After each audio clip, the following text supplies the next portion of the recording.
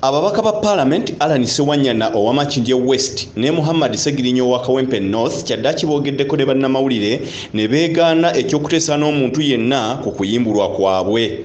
Ababaka bano bagamba tewaliwo nsonga lwaki bali bateesa n'omuntu yenna kubanga tebayina musango. Era ani oyo muganda wange va ku propaganda ekyo si kituufu. Ekituufu kiri nti pressure yateereddwawo ne balooya baffe n'abantu bonna abakoze kye bakoze nga bwe tubagambye yensonga lwaki tuli bweru. Tewaliwo omuntu yenna ngamba nti yogera bwoti tewaliwo ki wabula nali mu ddwaliro nga nnwana nti Katonda ansaasire nzisuuke nkomewo ebweru nziremu mpeereza abantu bange. Ssegirinya bakulidde mu ngalo zammwe bannayuganda, mwe mutuleze, mwe mutuweeredde, mwe mutuwadde emirimu gye tubadde tukola nga tunaba kuyingira bya bukulembeze eby'obufuzi. Musobola okutuweera obujulizi obwa buli kika era mbeebaza nti paka ne leero mukyagenda maaso n'okutuweera obujulizi obwa buli kika ku nsonga ezigenda maaso mu ggwanga naddala ezikwata ku ffe kubanga tukoze nammwe bannamawulire abamu tukoze nammwe, abamu be tutakoze nabo mubadde mutugoberera ebbanga lyonna enneeyisa yaffe n'entambula yaffe nga mukakasa nti wabyo tasobola kukola. Ekyo nkyebaliza Mukama Katonda. Bannayuganda mwenna abakubye omulanga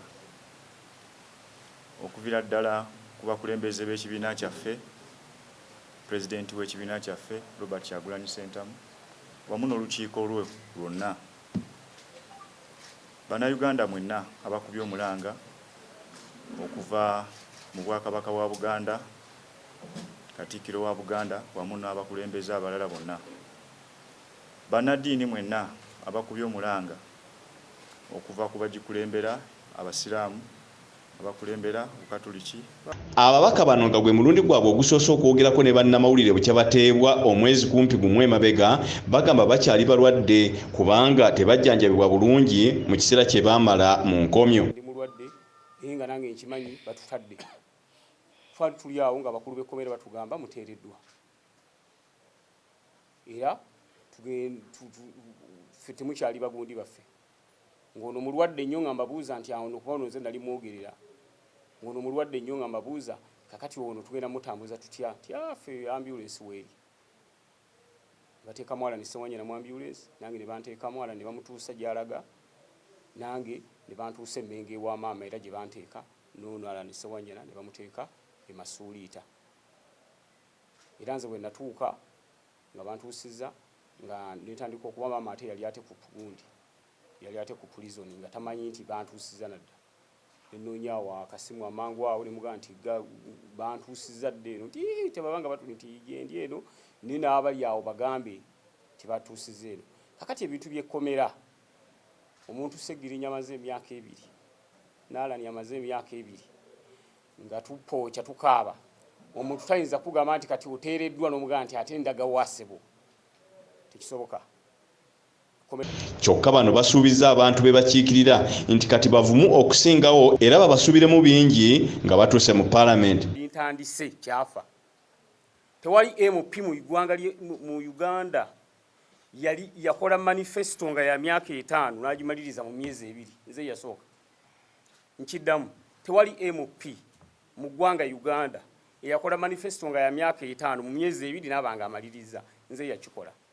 Naye nga ne bannanga abalala bonna be tuli nabo baali basobola okukikola ekintu ekyo. Naye buli omu bwe yayingira yayina omutemu agwe mwatambulira. Kimunaye nze nnyingidde mbadde mbupangisa. Njagala ka apartment.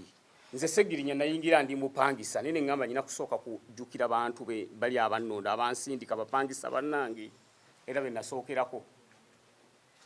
Nenkola bye balina okukola nentekawo segibox nentekawo ambulance nentekawo buli kimu nenkola buli kimu nenkola ekiyamba omuntu wa wansi kubanga bonali nnoonya akalulu ebintu ebyo nabyogera. Ate ne mukama waffe pulezidenti waffe Robert Kyagulanyi Ssentamu yatugamba tubeere n'enjawulo okwawukanako n'ababaka betusanze mu Parliament y'eggwanga Uganda.